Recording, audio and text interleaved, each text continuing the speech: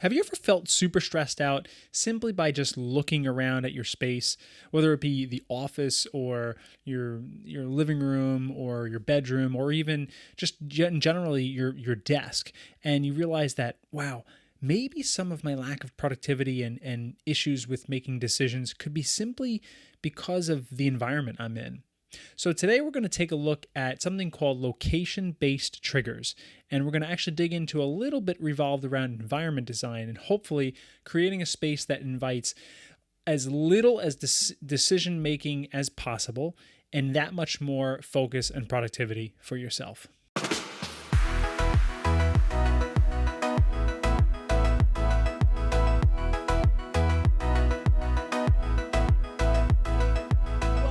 To another episode of the Upgrade My Rituals podcast. My name is Kevin McKella, the host, and this is the show for stressed out overachievers who are looking to design their ideal day. So forget about all the different habits we want to try to build and create for our life. We're looking at the systems and routines in place to execute this ultimate day where at the end of it, your head hits the pillow, you're going to sleep, you feel great about what you did and where your life is headed, what trajectory you're on. So if you're new here, consider subscribing. That would be awesome. If you like it, of course, hit the like button and hit the bell notification to be notified of the next episode. But if you are returning and already subscribed, thank you and welcome back. So last week we looked into the 3 triggers, the main triggers that we have revolved around our lives that kind of coincide with something called a cue that was brought to us by Charles Duhigg. And these types of triggers, if you haven't watched it, I'll give you a 30-second summary, are the time-based triggers, the location-based triggers, and the emotional-based triggers. So these type of triggers are either triggering us in a positive and or negative way to either do something or not to do something. So I'm triggered to pick up a cigarette and smoke. I'm triggered to lash out behind the road because of road rage. I'm triggered to hit the gym. I'm triggered to stop off at fast food, whatever it may be. So both positive and negative. And I think that was a really nice episode that we kind of laid out, because now what we're going to be doing is digging into some of the more details revolved around, specifically today, the location-based triggers. And this is important because these are sometimes, in my opinion, often overlooked, because time-based triggers, we understand, right? We set a schedule and we can do many things. We can have little voice-activated devices, Lady A, Google Home, whatever, and say, hey, remind us to do certain things and remind us to do them with enthusiasm as a voice, not just an alarm that goes off, right? We can clearly know what's triggering us emotionally because it's front and center. It puts us off in either a very positive or negative path. But location-based triggers are often the most overlooked. And what we're going to do today is we're going to look at all of the location-based triggers that are within our close quarters, our working conditions, our living conditions, and then we're going to give a couple of location triggers revolved around actual different locations. So when you're either driving somewhere or going somewhere, and what may happen then. So there's going to be 2 main takeaways that I want you to leave this episode with. And number 1, it is simply regarding the amount of decisions that we have to make in our lives.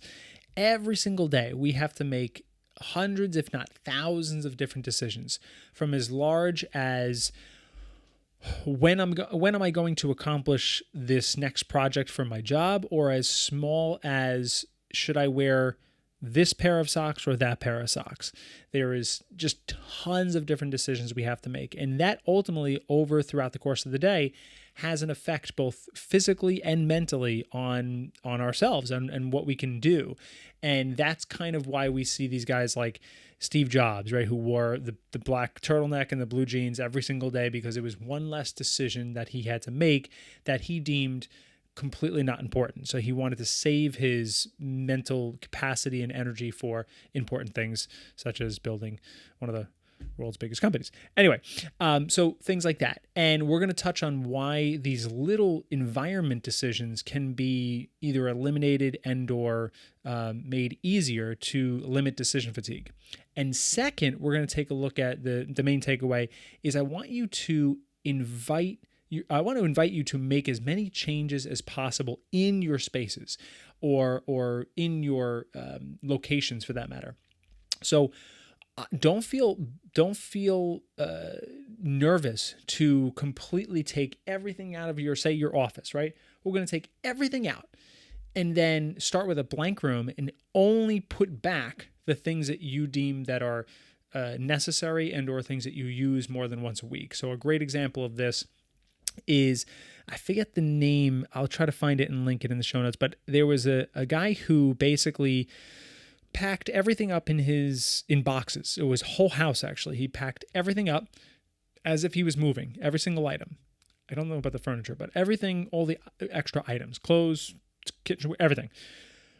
And then what he did was, for 30 days, everything that he needed, and he didn't limit himself, but everything that he needed, he would take out of the box. And at the end of the 30 days, whatever was left still in the boxes was gone. And he actually followed through with it. He actually, donated or sold all of it. Now that is an extreme approach to minimalism, or, making the change that we need. But like I said, I invite you to be comfortable making drastic changes in your environment, because you know what? Things are just things. They could always either be moved, put back, sold, bought, whatever it may be. So before we get into the examples and some of the ideas that I have revolved around location-based triggers, I want to explain to you why this is so important and why this is the location-based triggers and just your environment in general is so crucial that we at least peer into and pull back the curtain. Because the very simple reason is because it is way more powerful than you think. If you are somebody who is comfortable working in a cluttered, messy space, if you've never tried working in an extremely minimalistic, clean space, you may not know any different. Now, let me give you insight into how powerful this is. When you go into a supermarket, what is always the same? From ShopRite, King Kullen, Whole Foods, Trader Joe's, what is always the same? Well, what's always the same is all of the meat, all of the vegetables, and all of the dairy is always on the outside, right? Why is that? Well, vegetables, fruit, meat, fish, all that, dairy products are, out of the rest of the supermarket, the 80-20 of the healthy things, right? The 20% that is the 80% of the healthiest. All the stuff in between the aisles, right? All the cookies and all the candy and all the spices and all the cereal and all this stuff is just kind of garbage, right? So what happens is that to get to one side to the other, you have to pass through all the end caps, and the end caps are very strategic and they're very pricey for brands to actually get on an end cap, because that's exactly why we know to get to one side or the other, we're going to pass by one end cap or the other. And as soon as we see that, Chips Ahoy are on sale, you know what? I want to get, and then we go down that aisle and then we go get the coffee, but there's the cookies right here. So either way, that our environments are so powerful and so inconspicuously laid out to gain our attention, our money, and our time. So with that being said, the way you design your environments and the way you look out for your different locations and the triggers that might set you off is super, super important. Okay, so let's get into it. Let's take a look at some examples and way around it that we can kind of manipulate with all the things inside our own living space, our home, apartment, whatever. So for instance, what is a trigger that we can enact in our space, in our location or environment that gets us to go to the gym more frequently? Well, here's a real simple one, and this has been said many times before, but let's lay our gym clothes out the night before. It's pretty simple, right? But that one less decision, one less step we have to make, if our clothes are right there, and I do this every single night as part of my PM routine, if the clothes are right there, it's one less thing that we have to do. But here's another one, and this is very contextual to me. As my previous career as a musician, I would always have my instrument out and ready to go because that would invite me to practice more. So I noticed that in the beginning of the pandemic, when we were kind of all looking for new hobbies and new things to pick up, I picked up the ukulele for the first time. Never played a string instrument before, never did any of that. I knew better because I would always, with playing the euphonium for many, many years, I knew that I had to have the ukulele out. So sure enough, I would play probably 10, 15 minutes every day. Now, my cousin, on the other hand, who bought one as well, she always packed it in her case. She didn't know better. And sure enough, 6 months down the road, all of a sudden I'm playing a couple of different tunes and she's not. But that is a big one, right? If we're going to practice an instrument, if we're going to do any type of hobby, if it's an art, if it's fine art, whatever, have all the displays, have the easel set up, have everything ready to go, that it's as easy as possible to start. So let's head into the office and let's take a look at how we can be a little bit more focused on our work. So if you notice, there are very few things that are on my desk here. There is just a couple of decorative things. What I'm looking at right now is, what you guys can't see, is all of my camera gear on one side and all my music gear on the other side. And that is actually inside a closet. So at the end of the night, more times than not, I shut the closet door, and that's one less thing that I have to see that may derail my attention. I needed to get that memory card, and all of a sudden, half an hour later, you're doing a task that you didn't plan on and you didn't probably need to do. So that is, I'm trying to create a very minimalistic office because there's that much, like I said, there's many less things that I have to do. My desk is usually pretty much clear for the most part. And the way I'm able to do that, as we've talked about on this show before, is I have a capture drawer. One of my drawers is specifically for capturing loose odds and ends items, mostly paperwork, mail, receipts, whatever that may be. So that is something with the office that I think you should definitely think about, is having as clear of a desk as possible, putting everything away in drawers or closets for that matter, and bookshelves. Now, one more thing about the work environment I'm going to dig into here, and I think is very interesting, and I haven't really heard many people talk about it, but I always do this. At the end of my night of working, what I do is I usually make sure at least all of my windows for my computer are closed. All of my apps, everything is closed if I'm going to decide to leave the computer on. Now, the reason I may leave the computer on is because the next part of the step is I will open the next app that I need to start working on the very first thing the next day. Now, that is a real seamless transition. And for me, that's super critical because with the internet, with the computer, there is, just endless amounts of distractions. And especially considering I make content on the internet, every time I tell myself, okay, I got to post, I got to copy some verbiage that I have, or copy for lack of a better word, from my YouTube video, and I have to post that in my podcast app. So I'm going to go to YouTube and copy, and the second I go to YouTube, all of a sudden there's this one video. Oh, wait a minute. And I click on the video, and then I fall down a YouTube rabbit hole. It happens to everybody. So with that in mind, I try my best to, like I said, close down all my apps that I'm working on, and if I need to, open up the very next app to get me going right away in what I need to do. That's usually not a social media site. That's usually either a Word doc, processing doc thing, whatever. So, but many times I'll just shut down my computer as well. So I think your digital triggers is also very important. Okay, lastly, I do actually want to talk about the heart of a location-based trigger. So a location-based, more importantly, outside of your home. So if you actually go somewhere, a trigger that can, set you off positive or negative. So for example, if you find yourself really, really struggling to kick the fast food habit, let's say at the end of your workday. So you're done with work, it's 5 o'clock, you're driving home, and you want like a little snack before you have dinner later on. And you just kind of roll through Dunkin' Donuts and pick up a coffee and a nice sugary chocolate frosted donut or something, or a French cruller. Yeah, those are my favorites. Or you run to Taco Bell and get yourself like a little taco or something like that.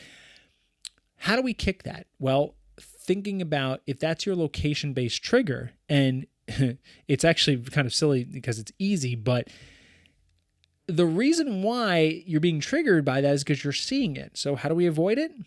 Easy. We change the route going home.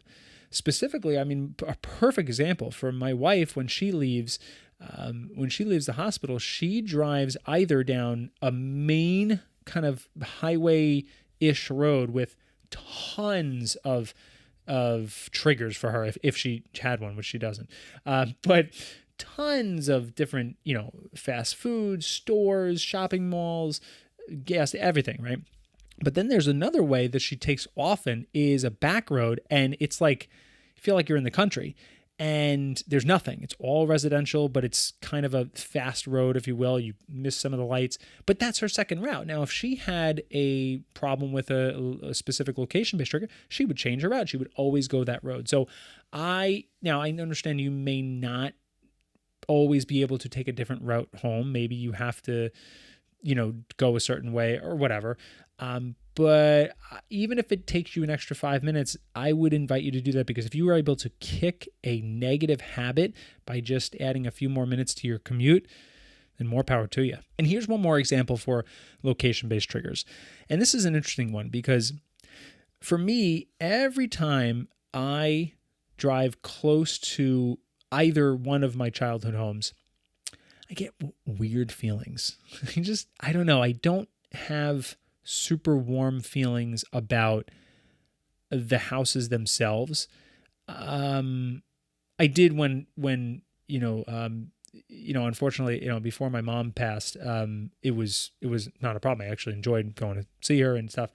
But now it's just weird. And then, my previous house where my parents got divorced, that's always been weird. There's always weird memories there. So every time I go even get close to either one of those houses, I just get weird. I get weirded out. I get weird feelings. And a couple of ways to do this is beat this negative trigger is two things. One, I have to change my perspective. So my perspective is that I'm immediately seeing the negatives of this situation versus all the positive things that I've had. There's endless positive memories that I have in my childhood, endless. Just because I'm choosing to see the negative at these locations, it's my choice. Now, it takes a lot of practice. And to be honest with you, what I just said to you, I don't know if I'll ever be able to do that. I don't know if I'll ever be able to change that, considering, more importantly, I don't go there a lot. I mean, it's like over an hour away from where I live now. And there's very few reasons why I need to go back to see certain people. So it's like, I don't think I'll ever be able to practice that enough to really master that. But that's one way, is changing the perspective. You got to see the positive that you have. Now, again, you have to, how do we practice that, right? Well, here's the step 2 to this equation here, is you got to be prepared for it. So the second you know that you're going even somewhat close to your location that you have, whether, for my example, my childhood homes, I have to be prepared. I know it's going to be weird. I know. So what do I have to do? Okay, change my perspective. Boom. So those two things combined, preparedness and perspective, I think are very powerful when it comes to any negative type of situations that are, just cause either a feeling and or emotion. So that's it for today. That is a fairly somewhat deep dive into location-based triggers. What are they? Why they're important? What you can do about them, and what you may have going on. So I want to hear it. What do you have? What are the location-based triggers that are triggering you either positively or negatively? What is it that, when you pass the gym when you're on the way home and you feel great about the progress you made? That's awesome. That's a positive location trigger. But what are the negatives? I want to hear it. So I would love to you to write them into the comments and tell me one of your location-based triggers that you are either trying to battle and or trying to implement. If you like this video, please hit the like button, subscribe, and hit the bell notification to be notified of the next episode. And if you really like it, share it with somebody who might be interested. Thank you once again, and I'll see you next week on the Upgrade My Rituals podcast.